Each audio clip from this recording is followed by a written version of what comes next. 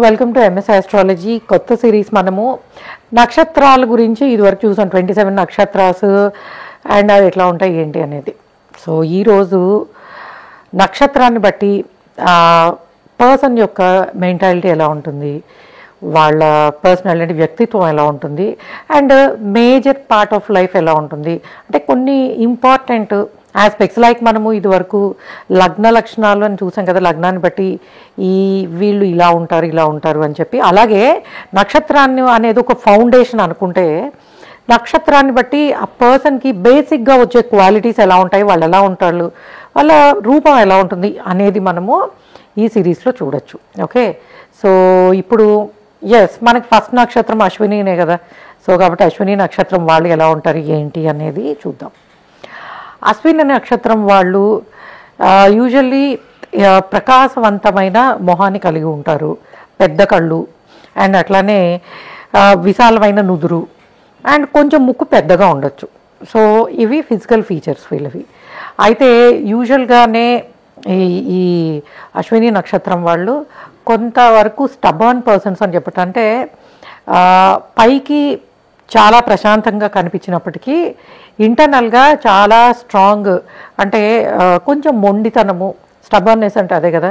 So అంటే మొండితనాన్ని కలిగి ఉంటారని చెప్పచ్చు. ఎస్పెషల్లీ మనకి ఏప్రిల్ 14 నుంచి 28 మధ్యలో, అట్లానే అక్టోబర్ 14 నుంచి అక్టోబర్ 28 మధ్యలో కనుక పుట్టిన వాళ్ళైతే వీళ్ళు ఆఖరికి అంటే ఆ దేవుడి దిగొచ్చి చెప్పిన అంగీకరించరు. అంటే వాళ్ళు అనుకున్న దానిని, వాళ్ళు అనుకున్న పని చేయడాన్ని, వాళ్ళు అనుకున్న దానిని సాధించడాన్ని, లేదు వాళ్ళకి నచ్చింది చేయడాన్ని ఎవరు చెప్పినా కూడా వీళ్ళు మార్చుకోరు అని చెప్తారు. అయితే మిగిలిన నెలల్లో పుట్టిన వాళ్ళకి అంత స్ట్రాంగ్గా ఉండదు, బట్ కొంచెం మొండితనం ఆ ప్రవర్తన అనేది ఉంటుంది. అయితే యూజువల్గా వీళ్ళు ఎవరినైతే ఇష్టపడతారో, అంటే వీళ్ళు ప్రేమ విషయంలో కానీ ఫ్రెండ్షిప్ విషయంలో కానీ యూజువల్గా చాలా అటాచ్డ్గా, అంటే దీన్ని ఏం చెప్పచ్చు, మంచి అండర్స్టాండింగ్ తోటి ఉంటారు, నిజాయితీగా ఉంటారు, నిబద్ధత, ఎగ్జాక్ట్ వర్డ్ నిబద్ధత అనమాట. సో ఆ నిబద్ధత అనేది చాలా బాగుంటుంది వీళ్ళకి. అండ్ అలానే వీళ్ళు ఇష్టపడ్డ వాళ్ళ కోసము ఎటువంటి, అంటే ఎంత స్టేట్ ఆఫ్ దీనికంటే ఎంత కష్టాన్నైనా భరించడానికి సిద్ధంగా ఉంటారు, అంటే అంత డెడికేటెడ్గా ఉంటారు వీళ్ళని చెప్పచ్చు. అయితే వీళ్ళని మిగిలిన వాళ్ళు అర్థం చేసుకోవడం కొంచెం కష్టం. సో మిగిలిన వాళ్ళు అర్థం చేసుకోవడము అండ్ వీళ్ళని ఫ్రెండ్షిప్ చేయడం అనేది కొంచెం కష్టం అనే చెప్పచ్చు. ఎందుకంటే వీళ్ళు కొంచెం కాంప్లెక్సిటీ, అంటే కొంచెము వాళ్ళ నేచర్ అనేది కొంచెం కాంప్లెక్స్గా ఉంటుంది అని చెప్పచ్చు.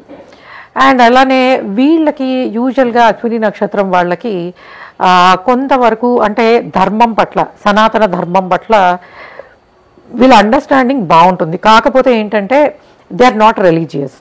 అంటే వీళ్ళు పాటించే విధానాలు ఎలా ఉంటాయంటే కొంచెము సమయానుసారంగా, అంటే ఇప్పుడు ఈ పూజ ఇట్లా చేయాలి ఇట్లా చేయాలి అనే దానికన్నా కూడాను how to connect the higher spiritual path, అంటే స్పిరిచువాలిటీని తెలుసుకోవడానికి ఇష్టపడతారు.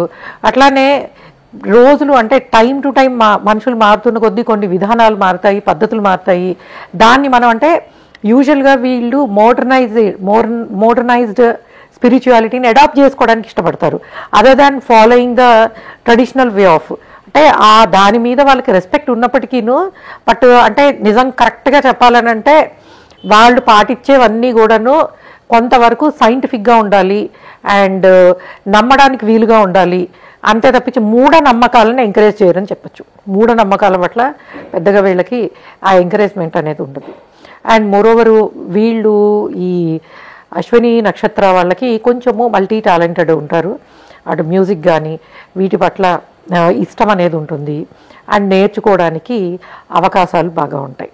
అయితే యూజువల్గా అశ్విని నక్షత్రం వాళ్ళు కొంత కష్టపడతారు అండ్ కష్టాన్ని, అంటే వీళ్ళు 30 years వచ్చే వరకును జీవితంలో కొంతవరకు కష్టాన్ని చూస్తారు అని చెప్పచ్చు. అయితే 30 years నుంచి 55 years వరకు, అంటే 30 సంవత్సరాల నుండి 55 సంవత్సరాల వరకు వీళ్ళ జీవితము స్థిరమైన దారిలో వెళ్తుంది. సో అభివృద్ధి బాగుంటుంది అని కూడా చెప్పచ్చు అనమాట.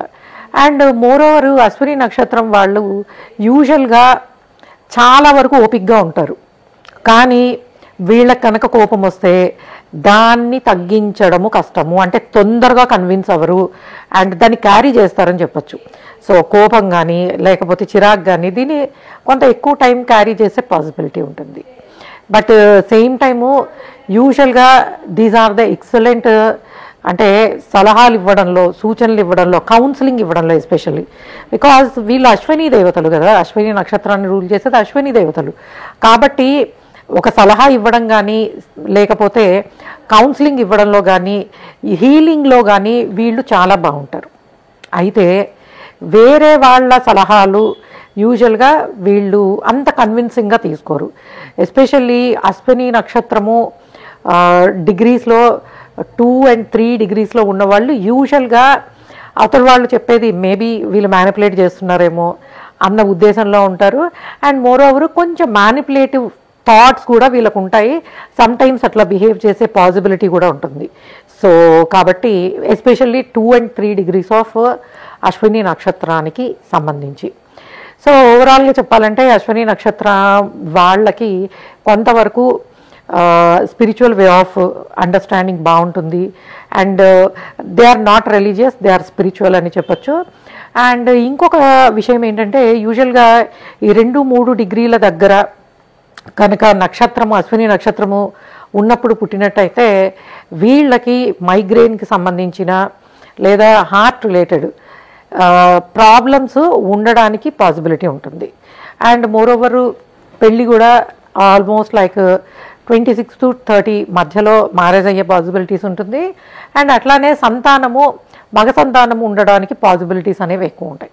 సో ఓవరాల్గా ఇది అంటే అశ్విని నక్షత్రం వాళ్ళు చూడడానికి కానీ వాళ్ళ మెంటాలిటీ కానీ వాళ్ళ personality and the complexity and some times relation with family కూడా ఫ్లక్చుయేటింగ్గా ఉంటుంది.